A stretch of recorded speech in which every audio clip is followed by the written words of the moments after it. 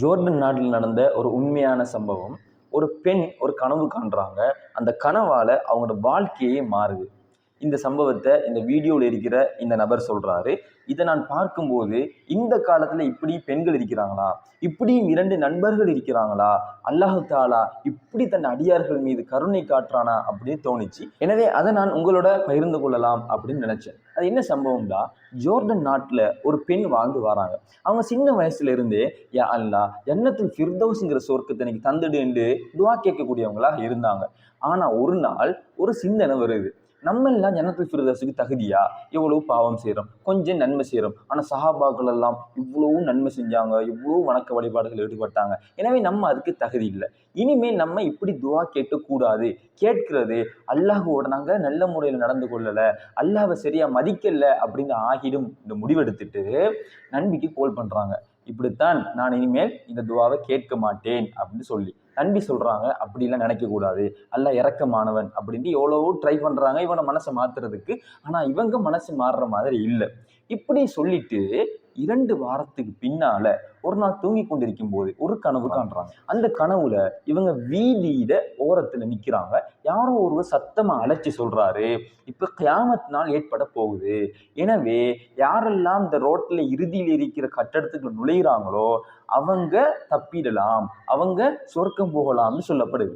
அந்த கட்டடத்துல பல அடுக்கு மாடிகள் இருக்குது. யார் முதலாவது அடுக்குல போறாரோ அவருக்கு சொர்க்கத்துல முதலாவது படித்தரம், யார் 2வது அடுக்கு மாடிக்கு போறாரோ அவருக்கு 2வது சொர்க்கத்துல படித்தரம், இப்படி சொல்லப்படுது. எனவே அந்த பெண் டென்ஷன் ஆகுறாங்க. உடனடியாக ஓடுறாங்க. ஓடி உள்ளே எப்படியோ நுழைஞ்சிட்டு முதலாவது படித்தட்டில் ஏறுறாங்க.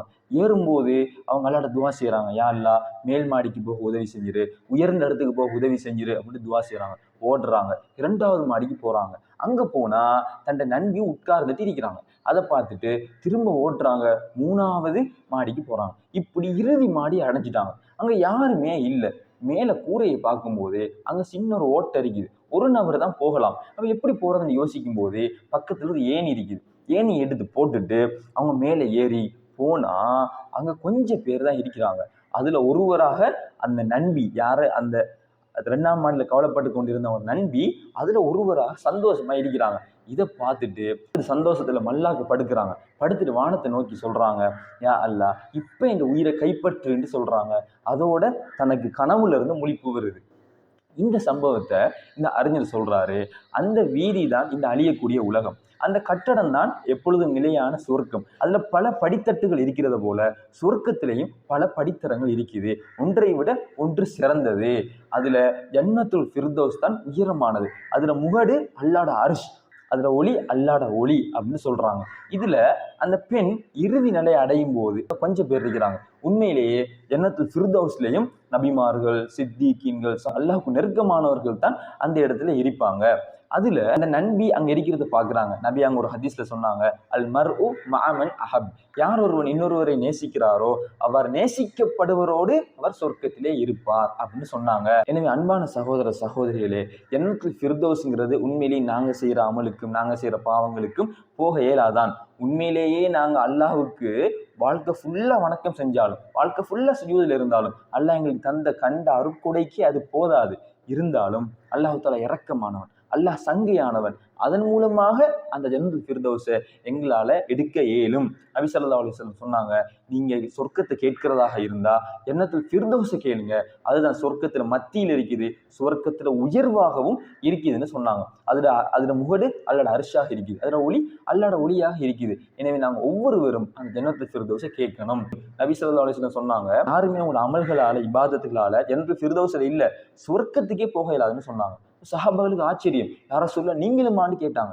ரசூல்ல சொன்னாங்க, நானும் தான், ஆனால் அல்லாஹ் தந்த ரஹ்மத்தால் என்னை போற்றி கொண்டாலே ஒளியே அப்படின்னு சொன்னாங்க. அப்ப அல்லாஹ்வோட இரக்கத்தால மட்டும்தான் அவன் நினைச்சா எங்களுக்கு சொர்க்கத்தை தருவான். அப்ப நீங்க கேட்கலாம், அப்ப நாங்க ஏன் அமல்கள் செய்யணும்?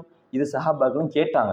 அதுக்கு ரசூல்ல சொன்னாங்க, நீங்க அமல்கள் செஞ்சு கொண்டே இருங்க, நீங்க எதற்காக படைக்கப்பட்டீங்களோ அதன் பக்கம் நீங்க இலகுவாக்கப்படுவீங்க. இந்த கனவுல பாருங்க, அந்த பெண் சும்மா நின்றாங்களா? இல்ல, உள்ளுக்கு போறாங்க, முயற்சி செய்யறாங்க, துவா கேட்கிறாங்க. இப்படி கேட்டா தான் எங்களால அந்த உயர்ந்த படித்தரத்திற்கு எங்களோட அமல்கள் மூலமாக செல்ல முடியும். அது மட்டும் இல்லாம ஃபிர்தௌஸுக்கு போக இன்னும் சில வழிகள் இருக்குது. முதலாவது, அதிகமாக சுஜூது செய்வது. ஒரு சஹாபி நபி அவங்களை கேட்கிறாரு, யார ரசூலுல்லாஹ், உங்களோட சொர்க்கத்தை இருக்கலுமா? நபி அவங்க சொன்னாங்க, அதிகம் சுஜூது செய்வதன் மூலம் நீங்க அதுக்கு உதவி செய்யுங்க. அதே போல அனாதைகளை பொறுப்பெடுத்து வளர்க்கிறது. நபி அவங்க சொன்னாங்க, அனாதைகளை பொறுப்பெடுக்கிறவங்க நானும் சொர்க்கத்துல இப்படி இருப்போம் அப்படின்னு சொன்னாங்க. அதே போல ஒரு மனிதர் யார் நேசிக்கிறாரோ அவரோட சொர்க்கத்தில் இருப்பாரு. நீங்க நபி அவங்களை உயிருக்கு நேசிச்சா நீங்களும் நபி அவங்களோட இருப்பீங்க. அடுத்தது, நேர்மையான வியாபாரிகள் அந்த இடத்துல இருப்பாங்க, சித்திகீன்கள் இருப்பாங்க. எனவே இப்படி அமல்களை போட்டி போட்டு செய்யறது. அல்லாஹ் குர்ஆன்ல சொல்றான், சாரிஊ இலா மக்ஃபிரத்தின் மிர் ரப்பிக்கும், உங்களோட அல்லாஹ்வோட மன்னிப்பின் பக்கம் விரைந்து போங்கன்னு அல்லாஹ் சொல்றான். சாபிகூ, போட்டி போடுங்கன்னு சொல்றான். ஃபல்யதனாஃபஸில் முத்தனாஃபிஸூன், போட்டி போடுவர்கள் இதற்கு போட்டி போடுங்கன்னு அல்லாஹ் சொல்றான். எனவே நேரங்களை வேஸ்ட் பண்ணாம குறைஞ்ச நேரத்தில் கூட நன்மைகளை எப்படி பெற்றுக்கொள்ளலாம்னு யோசிச்சு அதுகளை செஞ்சு கொண்டே இருக்கணும். அப்பதான் எங்களால் ஜன்னத்துல் ஃபிர்தௌஸுக்கு போகலும். அதை ஒவ்வொரு நாள் நாங்கள் துஆவில் கேட்கணும். அல்லாஹ் தருவான நல்லெண்ணம் வைக்கணும். அப்ப எங்களால் போக முடியும். உள்ளத்துக்குள்ள ஜன்னத்துல் ஃபிர்தௌஸுக்கு போன ஆசை இருக்கும். ஆனா இப்படி செய்தான் இடைக்கிற சிந்தனையை போட்டாலும் சம்டைம் அல்லாஹு தாலா இப்படி கனவு மூலம் இப்படியான பயான்கள் மூலம் உங்களுக்கு விளக்கத்தை தருவான். எனவே நாங்கள் ஜன்னத்துல் ஃபிர்தௌஸை கேட்போம். அல்லாஹு தாலா என்னையும் உங்களையும் அந்த ஜன்னத்துல் ஃபிர்தௌஸில் கொண்டு சேர்ப்பானாக.